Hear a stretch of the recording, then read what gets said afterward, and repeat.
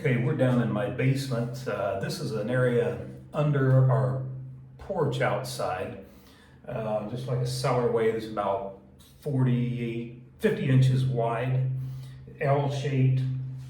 But to make more room in my shop, which is my garage, I decided to store some of the stuff like camping gear or just stuff that does not need to be up in my shop down here where we have plenty of space.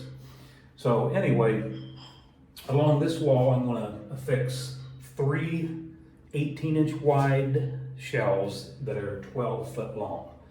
I want them about 22 inches between them so I can slide totes and things in here. So what I've done, I've made marks at about 22, made a mark 26 inches from that at 48, 26 inches from that at 74. So those are my 3 shelves. Then I'm just taking a level from that mark. My floor is not exactly level, but I'm taking from that mark all the way down 12 foot. And I'm about to do the same thing here.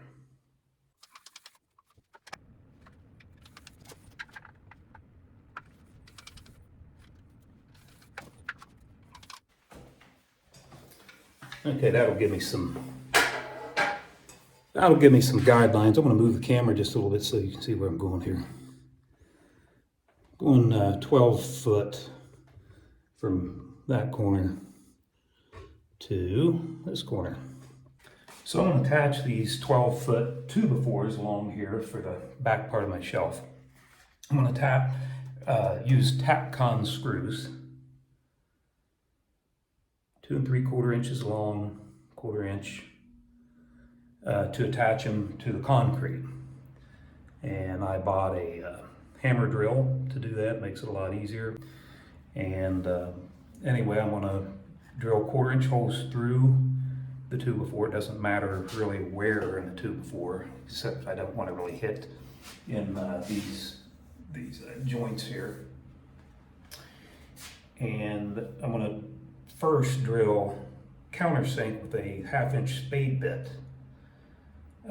So that, see, these are only 2 3/4. I want to countersink the head of these so that I'm getting 1.5 inches into the concrete.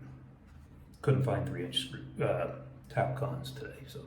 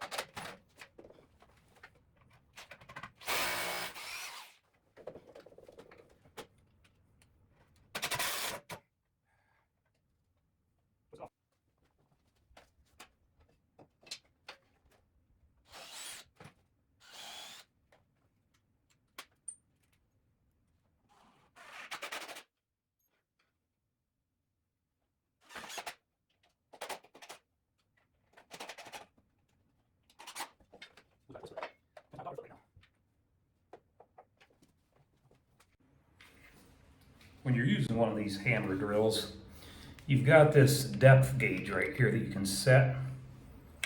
And obviously you want to drill a hole deep enough for your the screw you're using. This is 2 3/4. So, and I've recessed it into the 2x4 1/4. So I want to go about 3 inches. So I've set this so when this hits the end of my material, I know I've got a hole there that's at least 2 3/4, 3 inches.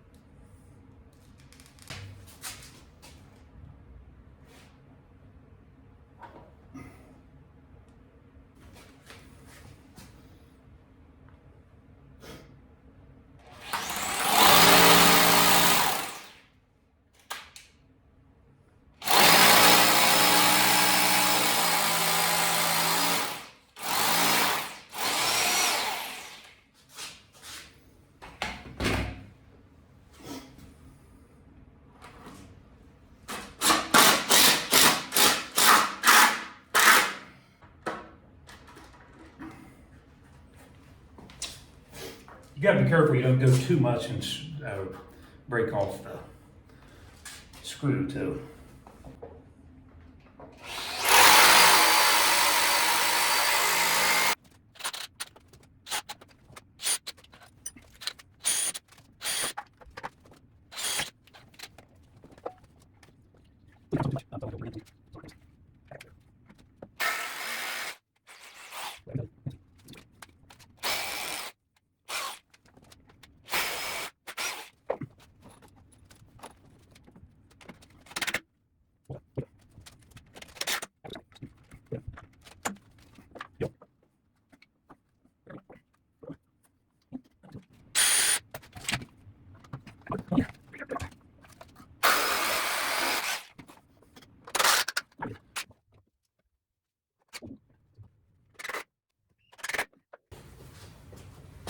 She's sturdy.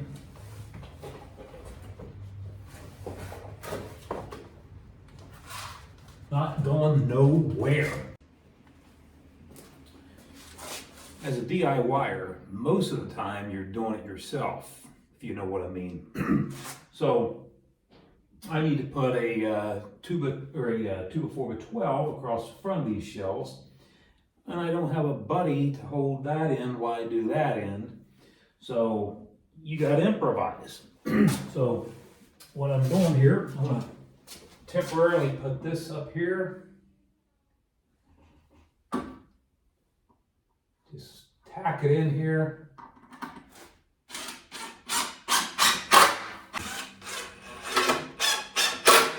There you go. That's my, this is my buddy. All right, so that will hold that end of the 2x12 while I attach this end. Easy right now, it's expensive. And not the greatest quality. Oh, hey, that is spot on. And one right here. Get started.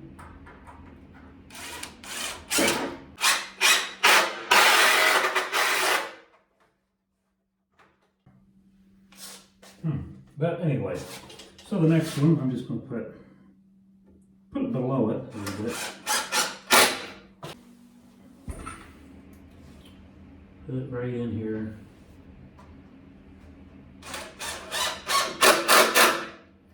And he's going to hold the ends of these 2x4s for you. He's a good guy. Okay, if your buddy hangs around long enough, you might as well go ahead and hang these other two boards. Tell my buddy over there to hold that.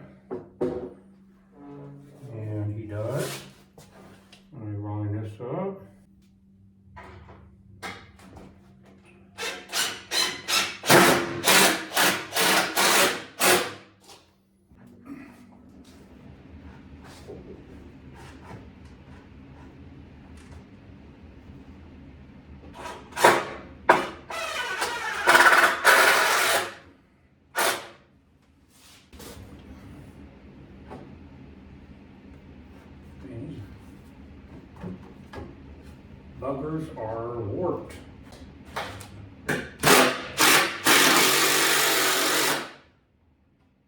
Beautiful. Put one here and then we can let our buddy go home.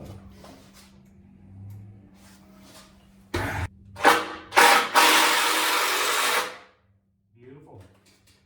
From here to here, there's 8 foot. Make a mark. And I'll do it over here too because I want a cross piece in there.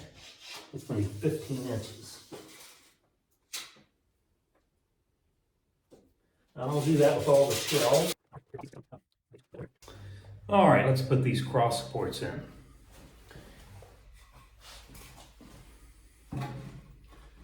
I've made a mark. I'm positioning this so that that 8 foot piece will straddle it.